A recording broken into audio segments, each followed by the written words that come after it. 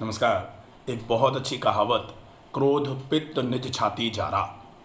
क्रोध के बारे में आजकल अगर ये कहा जाए कि हर व्यक्ति क्रोध से भरा हुआ है। इस क्रोध का इतना ज़्यादा जनन कहाँ से हो रहा है? क्रोध का जनन होता है, कहा जाता है, कामा संजायते क्रोधः। कामनाएं जो हैं वो क्रोध का जनन कर रही हैं। और कामना क्या होती है? हमने अगर किसी की थोड़ी सेवा कर दी तो बदले में हमें सम्मान मिलना चाहिए। हमने अगर किसी को थोड़ा दान दे दिया तो बदले में हमें वरदान मिलना चाहिए। अगर हम कुछ किसी के लिए दे रहे हैं, किसी को दक्षिणा दी है हमने, तो बदले में हमें आशीर्वाद मिलना चाहिए।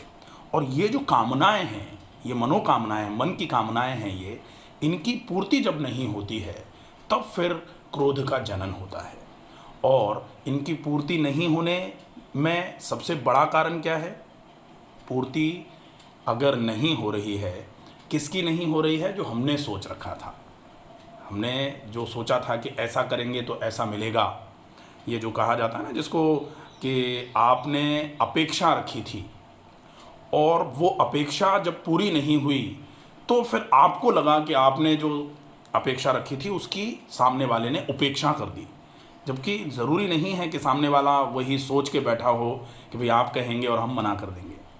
हाँ, तो ये जो अपेक्षाएं हैं, ये कौन रख रहा है? हम खुद ही तो रख रहे हैं।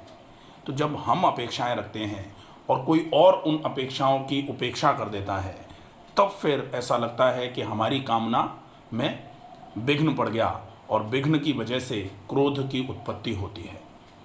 लेकिन हमें यहाँ ये भी देखना पड़ेगा कि क्रोध का पोषण कौन कर रहा है? क्रोध का पोषण कर रहा है हमारा अहंकार। और अहंकार का मतलब जो होता है वो ये होता है कि जो कुछ कर रहा हूँ मैं ही कर रहा हूँ। मैंने तुम्हारे लिए ये किया, मैंने तुम्हारे लिए वो कर दिया, हमने ये किया है। तो ये जो है, ये विचार जब से आना चालू हो कि मैंने ऐसा कर दिया, ये मान लीजिए कि अभिमान आना चालू हुआ है। और अभिमान कब आता है? जब कामनाओं की पूर्ति होती रहती है। अभिमान लगातार बढ़ता रहता है। हमने आज सोचा था कि आज हम ऐसा कहेंगे तो वो ऐसा कहेगा, उसने वैसा कह दिया, ठीक है, सेटिस्फैक्शन मिला।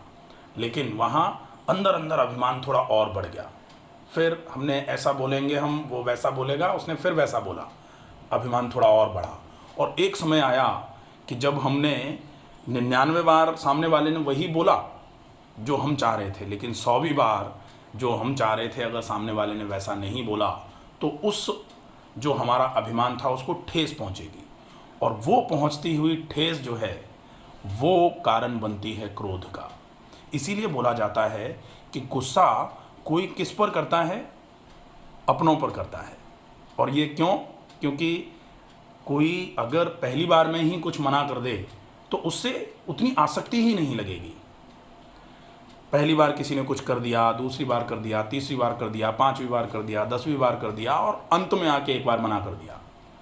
तो जब विगत पहले के कामों को बोलने के बाद जब उसने किया काम को, तो एक अपेक्षा जुड़ गई कि हाँ भाई ये करते हैं, हमारा काम करते हैं। तो हमें ये भी समझना चाहिए कभी कभी कि हर बार जैसा हम कह रहे हैं वैसा हो जाए, ये कोई बहुत आवश्यक नहीं है।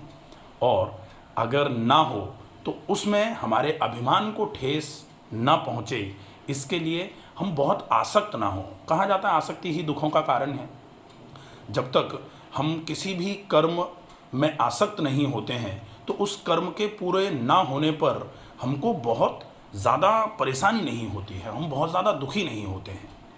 और किसी भी काम में हम बहुत आसक्त हो जाते हैं कि सामान्य तौर पे ये खैर गलत एग्जाम्पल हो जाएगा, लेकिन हमने पढ़ाई करी, बहुत पढ़ाई करी, बहुत पढ़ाई करी और एग्ज़ाम में आने के बाद हमारी आई 70%। हम सोच रहे थे 90 आएगी। तो जो 90 के प्रति आसक्ति थी वो अगर पूरी नहीं हो पाएगी तो फिर हम 70 आने पर दुखी हो जाएंगे। और ये दुख क्यों आएगा? क्योंकि हम 90 के लिए आसक्त थे, क्योंकि हम प्रयास कर रहे थे और प्रयासों से हमने अपने आप को बांध लिया था। कर्म के जो प्रयास थे, कर्म को करने का जो प्रयास था, उसमें हमने अपने आप को बांध रखा था। और जो बंधन था, उस बंधन की वजह से हमको प्रॉब्लम होगी जब जो हमने सोचा है वो हम अचीव नहीं कर पाएंगे।